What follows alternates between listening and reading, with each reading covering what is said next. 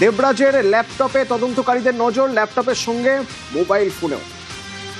কারণ তিনটি মোবাইল ফোনের মধ্যে থেকে দুটি মিসিং, এখনো পাওয়া যাচ্ছে না খুঁজে।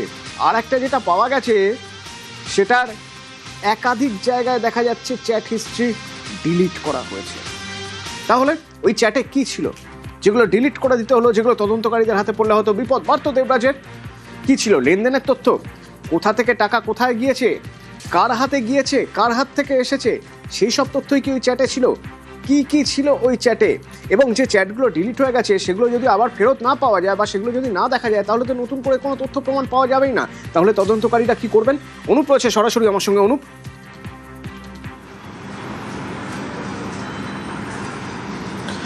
তো দেবরাজ চক্রবর্তী ইতিমধ্যে যে 3টি ফোন ব্যবহার করতো তার মধ্যে একটি মোবাইল ফোন উদ্ধার করতে পেরেছে, কিন্তু আরো 2টি মোবাইল ফোন, সেই মোবাইল ফোন ইতিমধ্যেই উদ্ধারের চেষ্টা করা হচ্ছে। তাই জন্য দেবরাজ চক্রবর্তীকে দফায় দফায় জিজ্ঞাসাবাদ করা হচ্ছে।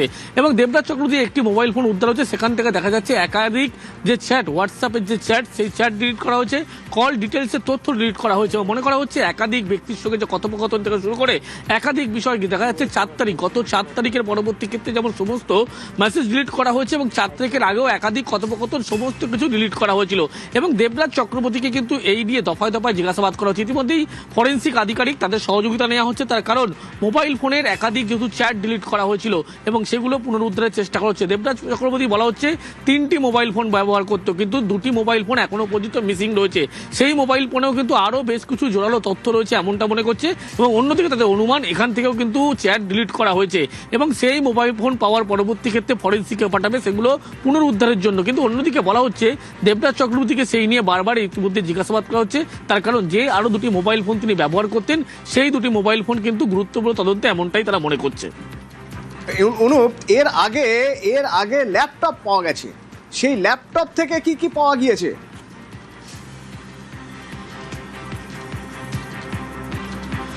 তবে তদন্ত প্রক্রিয়া যখন দেবরাজ চক্রবর্তী গ্রেপ্তার করা পরবর্তী ক্ষেত্রে যখন তার বাড়িতে তল্লাশি করা হয়েছিল, অদিতি বংশীকে জিজ্ঞাসাবাদ করা হয়েছিল, তার বাড়ি থেকে নাগেরবাজার এলাকা শ্যামনগর ফ্ল্যাট, সেখান থেকে যে ল্যাপটপ উদ্ধার করা হয়েছিল, সেই ল্যাপটপে কিন্তু গুরুত্বপূর্ণ যে তথ্য রয়েছে, দেবরাজ চক্রবর্তী ডিসি গ্লোবাল নামে যে কোম্পানি, সেই কোম্পানির সঙ্গে লেনদেন সম্বন্ধে তথ্য রয়েছে। অন্যদিকে এই কোম্পানির মাধ্যমে একাধিক কিন্তু সম্পত্তি হস্তান্তর করা হয়েছিল।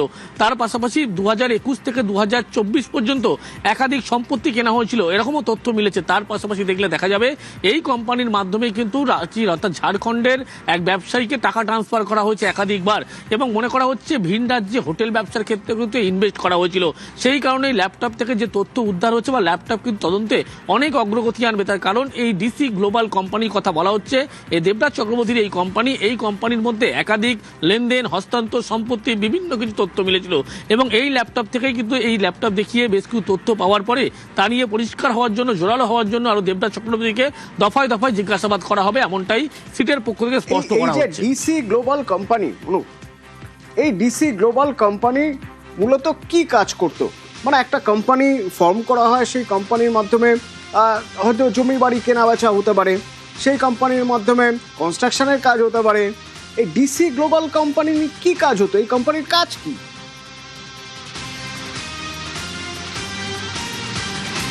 দেখো, সিটের পক্ষ থেকে এই ডিসি গ্লোবাল কোম্পানি কিন্তু আতস কাছের তলায়, এমনটা বলা চলে। এবং এই কোম্পানির মাধ্যমে কি কাজ হতো এইগুলোই কিন্তু ইতিমধ্যেই তারা জানার চেষ্টা করছে, তার কারণ বেশ কিছু তথ্য ইতিমধ্যে তাদের হাতে উঠে এসেছে। এই ডিসি গ্লোবাল কোম্পানির মধ্যে একাধিক জমি কেনা হয়েছিল, কম টাকায় জমি কেনা হয়েছিল, যে জমির পরিমাণ বিপুল ছিল এবং সম্পত্তি হস্তান্তর করা হয়েছিল।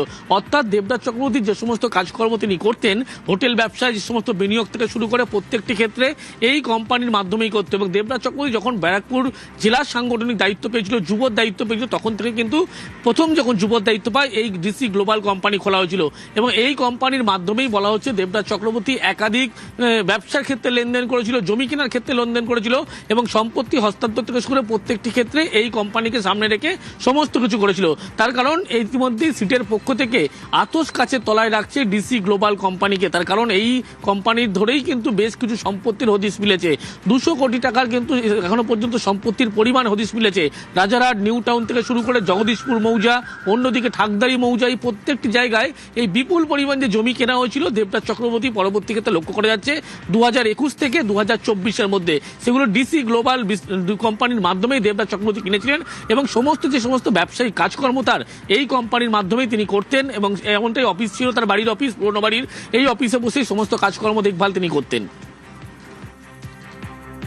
DC global company. এই ডিসি গ্লোবাল কোম্পানিতে এবার নজর, তার কারণ এই ডিসি গ্লোবাল কোম্পানি থেকে একের পর এক নাম উঠে আসছে।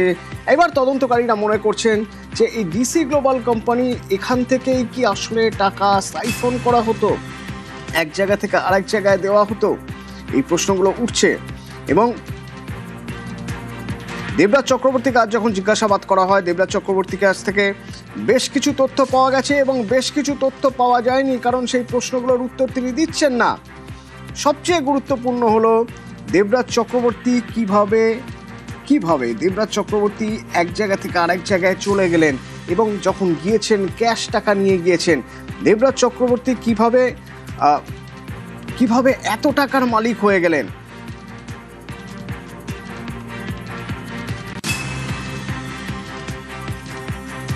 সুকান্ত মজুমদার এই প্রসঙ্গে কি বলছেন একবার শোনাবো আপনাদের। 1300 কোটি না 1500 কোটি এনার সম্পত্তি শোনা যাচ্ছে।